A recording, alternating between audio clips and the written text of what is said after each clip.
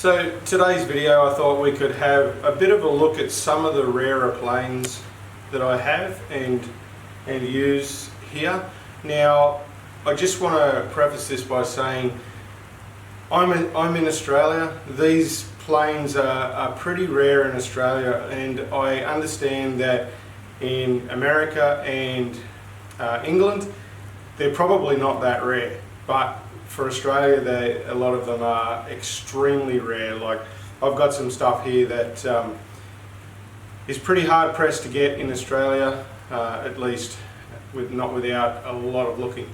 But anyway, we'll get into it, and I'll just start off with these couple. They're both Stanley Bedrocks. They're both 602s. This one is a lot older than this one. The flat-shouldered one here is a Board of Education plane from America. It has the plastic handle with the B of E stamp on it. This one, the only problem with this one is if you can see, I don't have the right cap iron for it. But it's, well, the iron in it is a pattern 80, a pattern 92. It could possibly be older than 1892, but that's, that's sort of roughly. It could be anywhere from the 80s to the 90s, but that's the rough age of that one. So these two planes, we don't ever actually use these. We just basically just got these. I bought them both from America in about early 2000s, just to complete our collections. I always had the flat shoulder ones, and Dad ran the round shoulder ones, so this is his, this is mine, but yeah, so there's those two, 602 Bedrocks. This is a Norris, I've forgotten the number of it now, I think, yeah, someone from England will have to remind me. I think it's A52 or something. Oh, anyway, I can't remember. It's not the coffin soled one. It's a parallel sole, iron adjustment on it. I bought this one out of England in about the same time that I got the Bedrocks, early 2000s. We had a patch in Australia here where our dollar was very, very high versus the US and even the English pound. It allowed me to be able to buy some very expensive planes and have them shipped over here for quite a decent price. So I took advantage of that, and I got this. Dad was doing this one up for me. He enjoys doing planes up, so he was doing this one up for me. Retired before he got it finished, but it's usable, but just the polish work on it wasn't finished. So that's that one, a Norris. The next one we have a Spears. We have a couple of different Spears here. I don't know what you call them, but handleless one, and then that style. I think I probably got that out of England as well. This one I got off an old friend of ours. Don't really use this one. We use these ones a bit, especially on cranky timber and things like that, where you want a nicer job, because that you can set them up to have a very fine adjustment on the throat here. They're a nice plane to use. This one's Dad's. I got his out because, as always, his are all polished up, nice and pretty. Mine is perfectly serviceable, but I haven't polished mine up to the degree that Dad has. Don't really know the age of these. Again, someone from England can tell me the age, but pretty old. I'm guessing probably early 1900s, but not really sure. These are always come to us in really poor condition too. Like we've resurfaced the style and the sides and all that sort of stuff. Now this particular one,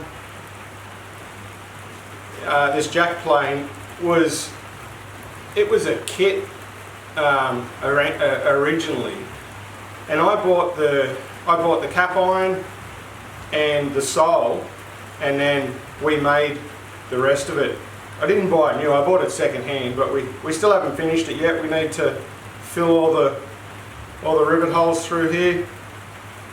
But again, it's finished enough to be able to use it, but just aesthetically it's not finished perfectly yet. But it's a nice little plane. I have no idea what brand it is. As I said, it was a kit that you would buy and do your own timber work in it. Again, somebody from England may recognise the sole shape.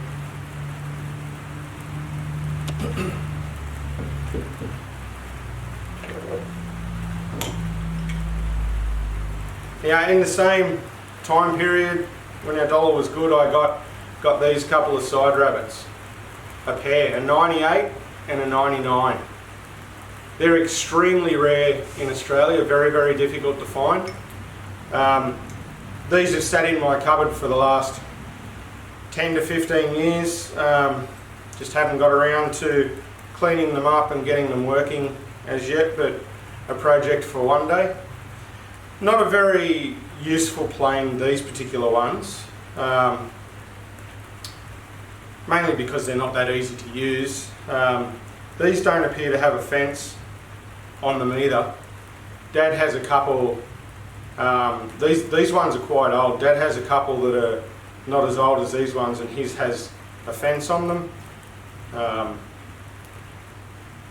What are these? So these are pattern 95, so 1895, so very old planes, and I just bought them for collection purposes, not for intended use.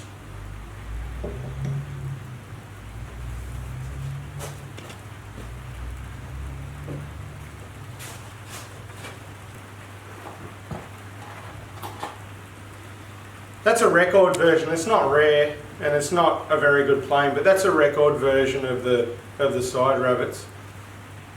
Dad has a Stanley one, which I'll show. So that's Dad's Stanley one. Now this is the one that we use if ever we need to do any side rabbit planing.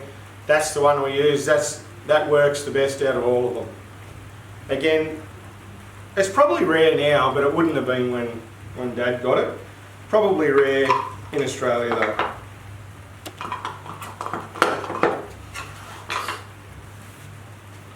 So the next one is this old fella. Another plane out of England, so what they call an infill. So it's steel either side of a timber infill, same sort of concept as the Spears and the Norris and that sort of stuff. But this is just a rabbit plane. So we have, numerous different ones of these in different varying lengths, varying thicknesses, and that sort of stuff. Very, very handy planes, and these work exceptionally well too on very cranky timber. If you can see, hopefully you can, look at how fine the throat is on that plane.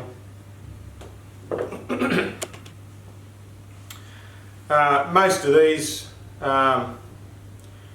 we probably got hold of these from the markets and things like that, with the occasional one out of England, but mostly from the markets and things. They're usually Bark or Preston or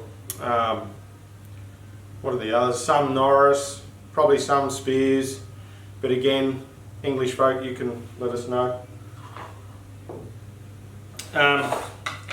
This one is rare in Australia, probably not rare at all in England, but it's a record 311, so it can be a bull-nosed rabbit plane, but it also has an additional nose, so you can remove this one off here and attach that one on so that you can actually make it a proper rabbit plane. I don't ever use it. I just bought it because I thought it looked good as a collection. So that was the reason why I got it. Came in its own box that somebody's made for it as well, which was pretty good. We also have, you don't see that. It's a spoke shade, but it's a wooden spoke shade. This is Dad's. He uses this a bit.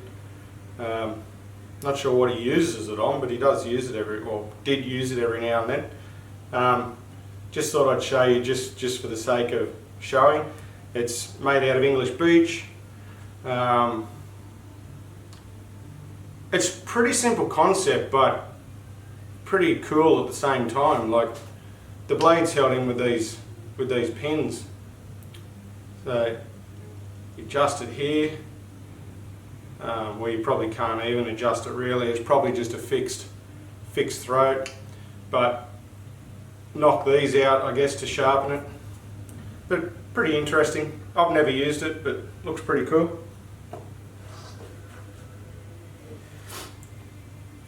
Don't see a lot of these now. Well, you probably do see them, but not in use anyway, like a German jack. This one's had a sole replacement at some point. Not sure what it is. Looks like it might be blackwood maybe on the sole. But yeah, we use this every now and then when you want to knock off, particularly in boat work, when we want to knock off a stack of timber quickly. Really good for that. And finally, we'll finish up with this, a Stanley number 20, which is a compass plane. So for planing it does both. By winding this, it'll do convex, and then winding the other way around, it does concave. We don't use these a real lot these days because we have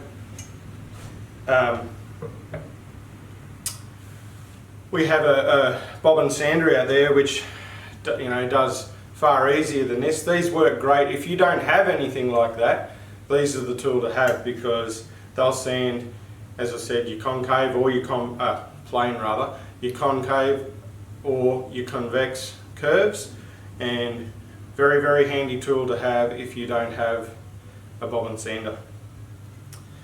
So I'll finish it up there because otherwise the video will go on for too long, but thanks for watching, and I hope you enjoyed having a bit of a look at some of our rarer planes.